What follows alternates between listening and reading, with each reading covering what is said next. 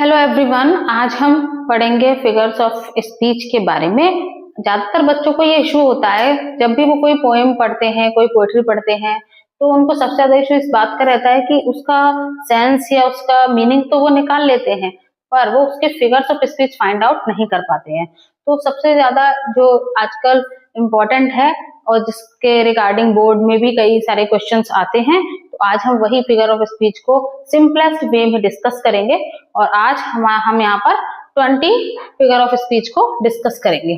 तो 20 figure of speech में आपका फर्स्ट होगा simile, metaphor, personification, alliteration, hyperbole, oxymoron, irony, onomatopoeia, repetition, apostrophe, pun, antithesis, assonance, consonance, transferred epithet, anaphora, euphemism, metonymy, synecdoche and climax को discuss करेंगे one by one कि simplest way में हम इनको कैसे फाइंड आउट करेंगे poetry के अंदर, और बोर्ड एग्जाम के लिए ये बहुत ही फ्रेंडली है। अब हम चलिए आगे देखते हैं। सबसे पहला हमारा फिगर ऑफ स्पीच है सिमिली। तो सिमिली में क्या होता है, जहां पर आप ये देखें कि किसी दो चीजों का कंपैरिजन किया जा रहा है। ठीक है, सबसे पहली चीज आप देखिए कि मेटाफर में भी कंपैरिजन होता है और सिमिली में भी कंपैरिजन होता है, और दोनों में एक मेजर डिफरेंस ये है कि यहाँ पर इनडायरेक्ट वे में दो चीजों के अंदर कंपैरिजन किया जाता है। जस्ट लाइक, जैसे मैंने अभी अभी बोला, जहां पर लाइक और एज का यूज करके कंपैरिजन किया जाएगा वहां पर हम सिमिली फिगर ऑफ स्पीच लिखेंगे, और जहां पर बिना लाइक और एज का यूज किए हुए डायरेक्ट कंपैरिजन कर दिया जाएगा वहां पर मेटाफर होगा।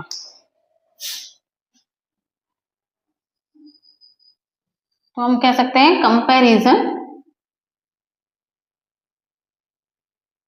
Comparison by using S and like word. ये इसको अंडरस्टैंड करने का सबसे सिंपल तरीका है, जहां पर दो चीजों में कंपैरिजन हो रहा हो और उन दोनों ही चीजों में कंपैरिजन करते टाइम लाइक और एज वर्ड का यूज किया गया हो, तो वहां पर सिमिली फिगर ऑफ स्पीच होगा। इसका एक एग्जांपल देखिए आप। इसका एग्जांपल है she is as brave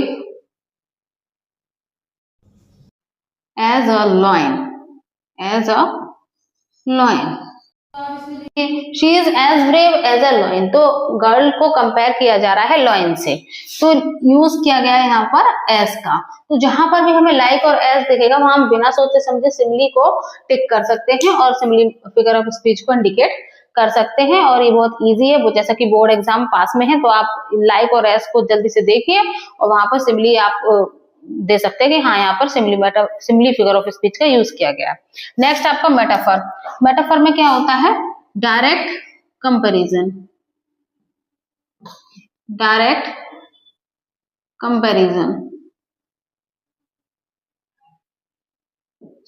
comparison का मतलब है यहाँ पर भी दो चीजों में कंपैरिजन तो किया जा रहा होगा, लेकिन यहाँ पर लाइक और एज का यूज नहीं किया जाएगा। मींस यहाँ पर लिखा नहीं होगा कि लाइक और एज, बट लाइक और एज का सेंस आएगा।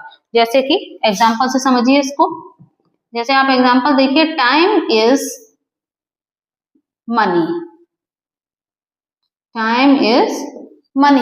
तो आप जैसे समझ सकते हैं टाइम इज मनी, यहाँ पे बोला जाता है कि जो हमारा समय है वो पैसा है, बट एक्चुअल में क्या हो रहा है यहाँ पर, time is like a money. Time हमारा मनी तो नहीं हो सकता कि हम किसी से कुछ बाय करने जाए और कह लीजिए हमारा टाइम, तो ऐसा नहीं हो सकता। तो money is money and time is time, but यहाँ पर एग्जांपल ये दिया जा रहा है कि time is like a money. जितना इंपॉर्टेंट मनी होता है उतना ही इंपॉर्टेंट टाइम भी होता है। यहाँ पर लाइक का सेंस है बट लाइक लिखा हुआ नहीं है, तो ऐसे में हम मेटाफर इंडिकेट करेंगे, मेटाफर फिगर ऑफ स्पीच को मानेंगे। आप देखेंगे पर्सोनिफिकेशन। तो पर्सोनिफिकेशन में क्या होता है, जब हम किसी भी नॉन लिविंग थिंग को एक ह्यूमन क्वालिटी दे देते हैं, वहां पर पर्सोनिफिकेशन फिगर ऑफ स्पीच होता है। आप शॉर्टेस्ट वे में समझिए इसको। गिविंग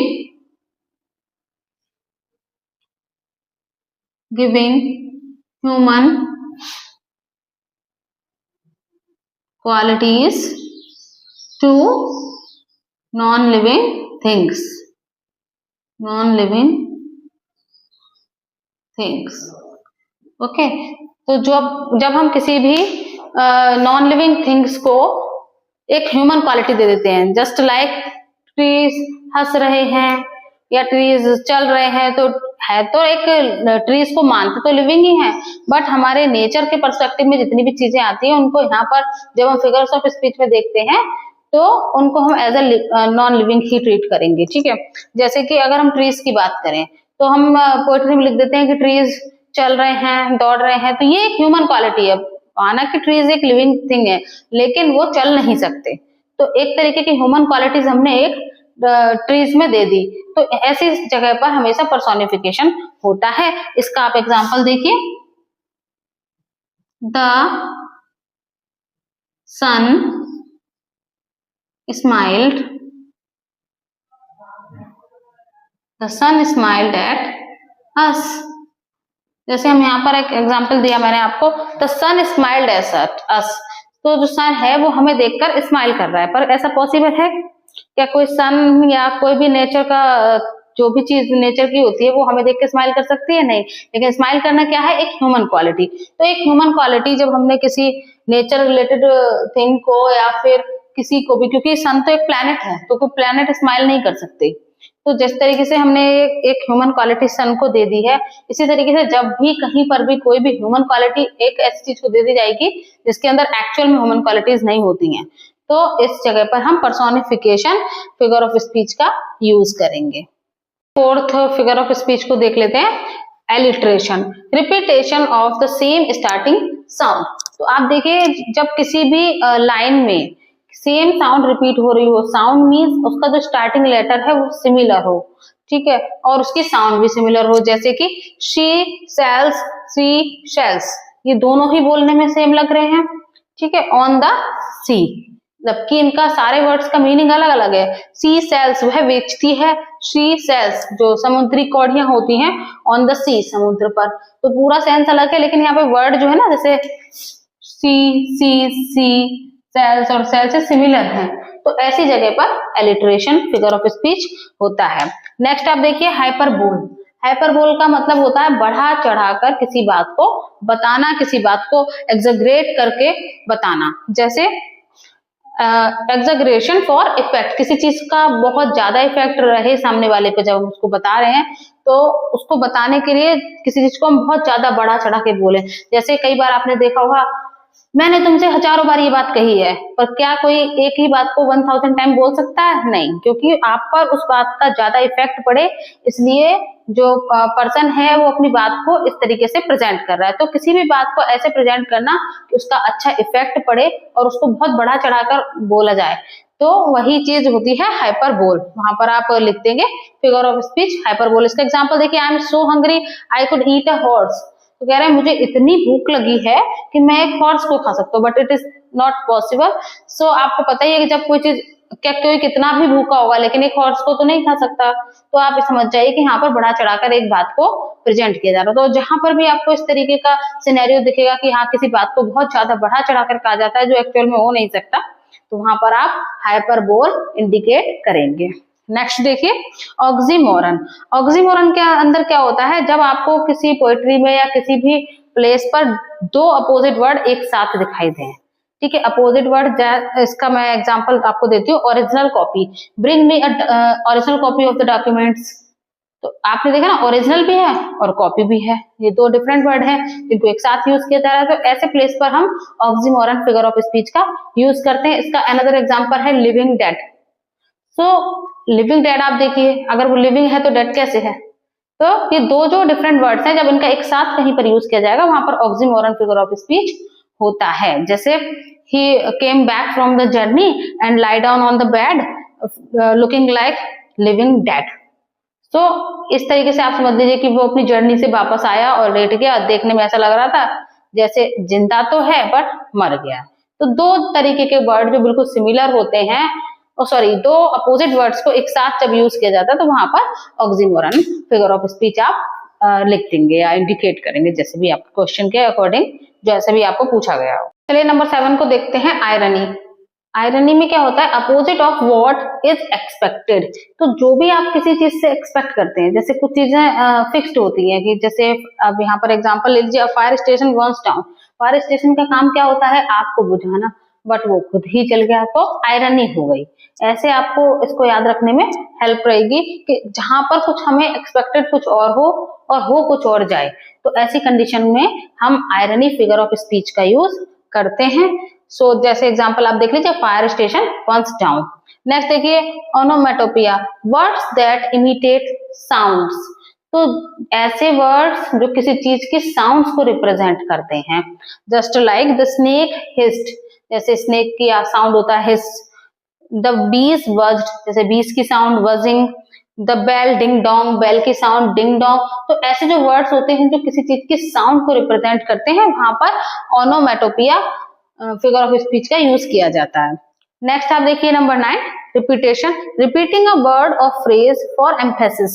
तो आप जैसे किसी अच्छे फैक्ट के लिए, कुछ एम्फेसिस को प्रेजेंट करने के लिए पोएट्री के अंदर इस तरीके का रिपीटेशन यूज करते हैं। जिस तरह यहाँ पर एक वर्ड भी रिपीट हो सकता है और पूरा फ्रेज भी रिपीट हो सकता है। जैसे आपका अभी लास्ट हमने एक पोएम पढ़ी थी, माय मदर एट 66, उसके अंदर आप देखिए लास्ट में कितने बार रिपीट होता है, स्माइल स्माइल एंड स्माइल। उसी तरीके से एक और एग्जांपल है, अलोन अलोन ऑल अलोन। तो इस तरीके से वर्ड का रिपीटेशन भी होता है और पर्टिकुलर पूरा एक फ्रेज का भी जो है रिपीटेशन होता है। जैसे लेक आइल ऑफ इनिसफ्री में आपने पढ़ा था, I I go and live there type जो लाइन थी वो आपने देखी होगी कि उसमें 3-4 बार रिपीट होती है, I awake and go to Innisfree, I awake and go to Innisfree. So इसी तरीके से जब किसी लाइन का रिपीटेशन होता है, किसी वर्ड का रिपीटेशन होता है, तो वहां पर रिपीट से ही समझ लीजिए आपकी रिपीटेशन है। ठीक है, जरूरी नहीं है कि आप वर्ड के रिपीटेशन पे ही जाएं, आप साउंड के रिपीटेशन पे जाएंगे तो एलिट्रेशन हो जाएगा। जहाँ पे साउंड्स का रिपीटेशन होगा वहां एलिट्रेशन होगा, और जहां पर वर्ड या पूरा फ्रेज का, पूरी लाइन का रिपीटेशन होगा, वहां पर आप रिपीटेशन फिगर ऑफ स्पीच का यूज करेंगे। दोनों में डिफरेंस है, इसका ध्यान रखें। चलिए आगे देखते हैं। अब नंबर 10, अफेस्ट्रॉफी। तो अफेस्ट्रॉफी में क्या होता है, एड्रेसिंग एब्सेंट पर्सन और थिंग। तो जब भी किसी पर्सन को जो एक्चुअल में प्रेजेंट नहीं है उसको हम इंडिकेट कर रहे हैं किसी वर्ड से, तो वहां पर अपेस्ट्रॉफी फिगर ऑफ स्पीच होता है। एग्जांपल देखिए, O moon guide me tonight, O moon मुझे आज की रात तुम गाइड करो। O death where is the sting, O death. तो यहाँ पर ये ओ डेथ, ओ मून, इस तरीके से जो वर्ड्स हैं जो एक्चुअल में यहाँ पर प्रेजेंट नहीं है लेकिन उनको हम एड्रेस कर रहे हैं, उनको हम इंडिकेट कर रहे हैं, ऐसे में हम अफेस्ट्रॉफी फिगर ऑफ स्पीच का यूज करते हैं। नेक्स्ट आप देखिए, पन, प्ले ऑन वर्ड्स। इसका सिंपलेस्ट वे है कि प्ले ऑन वर्ड्स, इस मीनिंग एक वर्ड जिसको एक लाइन में 2 बार दिया जाए और दोनों बार उसका मीनिंग अलग अलग होगा। ठीक है, तो वहां पर पन आपका फिगर ऑफ स्पीच हो जाएगा। जस्ट लाइक आप एग्जांपल देखिए, time flies like an arrow, fruit flies like a banana. तो आप यहाँ देखिए, यहाँ पर जो फ्लाइज है इसका मतलब है पासिंग, कि जो टाइम है वो पासिंग हो रहा है quickly. Fruit flies like a banana, और यहाँ पर जो है ये जो फ्लाइज का यूज किया गया है वह इंसेक्ट के लिए किया गया है। तो इसी तरीके से आप समझ लीजिए, वर्ड दोनों सेम ही है, एक ही लाइन में यूज हो रहे हैं, लेकिन उन दोनों का मीनिंग अलग अलग है। ऐसे में यहाँ पर पन फिगर ऑफ स्पीच का यूज किया जाता है। चलिए आगे देखते हैं number 12, antithesis, opposite ideas in the same sentence. जब कोई दो अपोजिट आइडियाज एक ही सेम सेंटेंस में दिए जाते हैं तो वहां पर एंटीथेसिस फिगर ऑफ स्पीच का यूज होता है। जैसे आप देखिए, speech is silver but silence is gold. तो यहाँ पर सिल्वर का भी यूज किया गया है और गोल्ड का भी यूज किया गया है, दो अपोजिट है, तो इस यहाँ पर आप एंटीथेसिस फिगर ऑफ स्पीच का यूज करेंगे। नेक्स्ट आप देखिए example, she is good in reading but bad in writing. तो आप यहाँ देखिए, रीडिंग और राइटिंग दो अपोजिट है, गुड और बैड भी दो अपोजिट है, तो यहाँ पर भी एंटीथेसिस फिगर ऑफ स्पीच होगा। नेक्स्ट आप देखिए number 13, assonance, repetition of vowel sound. जहां पर वोवल साउंड्स का बार बार रिपीटेशन हो रहा हो वहां पर एजोनेंस फिगर ऑफ स्पीच होता है। जैसे आप यहाँ पर देखिए, आई एन आई का होगा तो वहां किया जाएगा कॉन्सोनेंट, और बाकी जो कौन सा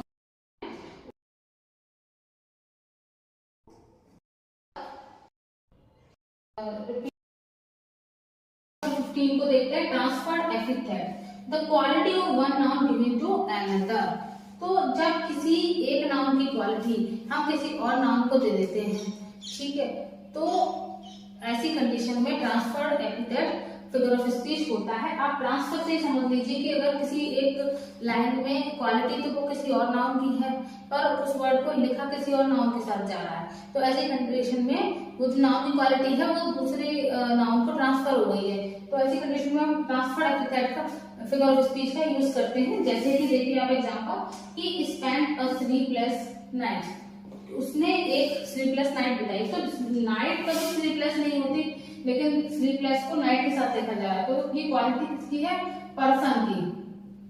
पर्सन स्लीपलेस होता है, तो जैसे पर्सन स्लीपलेस होता है तो इस और लिखा गया है नाइट के साथ, तो ऐसी कंडीशन में transferred epithet figure of speech का यूज होता है कि walk along the lonely road.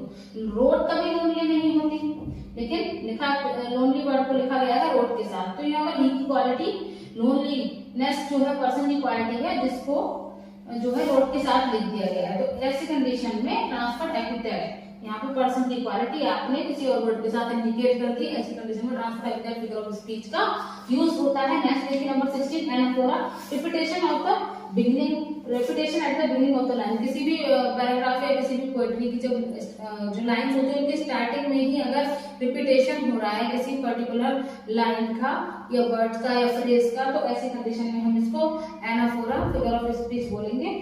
We shall, इसका एग्जांपल देखेंगे, we shall fight on the beaches, we shall fight on the grounds। So we shall fight repeat हो रहा है, तो यहाँ पर ऐसी कंडीशन में हम anaphora figure of speech indicate करेंगे या लिखेंगे, ठीक है। चलिए अब नंबर 17 देख लेते हैं, euphemism, mild expression for something harsh. जब हम किसी हार्श चीज के लिए कोई माइल्ड एक्सप्रेशन यूज करते हैं, just like he passed away, तो ही पास्ड अवे का क्या मतलब है कि उसकी डेथ हो गई है, तो किसी की डेथ को रिप्रेजेंट करने के लिए हमने ये लिखा ही डाइड, हमें भी कह सकते थे ही डाइड, बट वो हार्श हो गया था, तो उसको प्रेजेंट करने के लिए उन्होंने बोल दिया ही पास्ड अवे। तो ऐसी कंडीशंस में यूफेमिज्म फिगर ऑफ स्पीच होता है।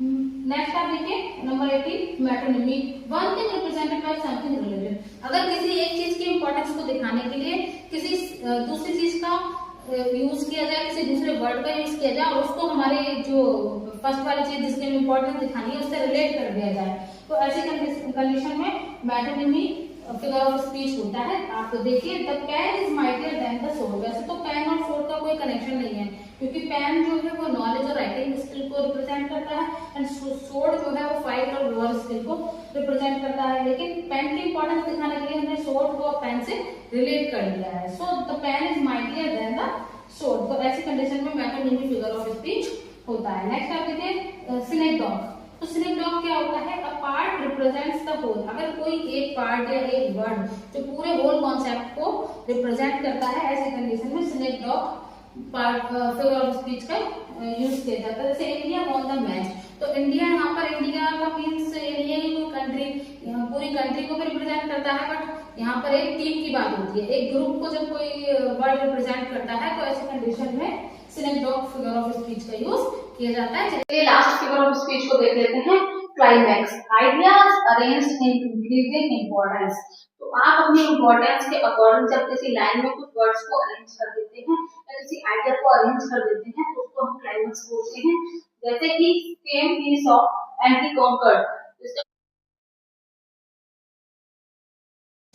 एंड इन द लास्ट आपको एक चीज का ध्यान रखना पड़ेगा कि एक ही लाइन में या एक ही पैराग्राफ में कई तरीके के डिफरेंट फिगर ऑफ स्पीच हो सकते हैं। तो ऐसा नहीं है कि आपने लाइक और ऐसे ढूंढकर सिमिली लिख दिया और बाकी फिगर ऑफ स्पीच को आप ना लिखें। तो सबसे पहले आप पूरी पोएम को या पूरे कॉन्सेप्ट को रीड करें, अंडरस्टैंड करें, उसका एनालाइजेशन करें, उसके बाद ही उसमें फिगर ऑफ स्पीच सर्च करें। बेसिकली जब आप प्रैक्टिस करेंगे तो कुछ जो सिंपल जो फर्स्ट 10 फिगर ऑफ स्पीच है उनको तो आप एक बार में फाइंड आउट कर लेंगे, लेकिन बाकी के अनदर 10 के लिए आपको प्रैक्टिस करना पड़ेगा। So keep practising, good luck for your examination, thank you for visiting my channel.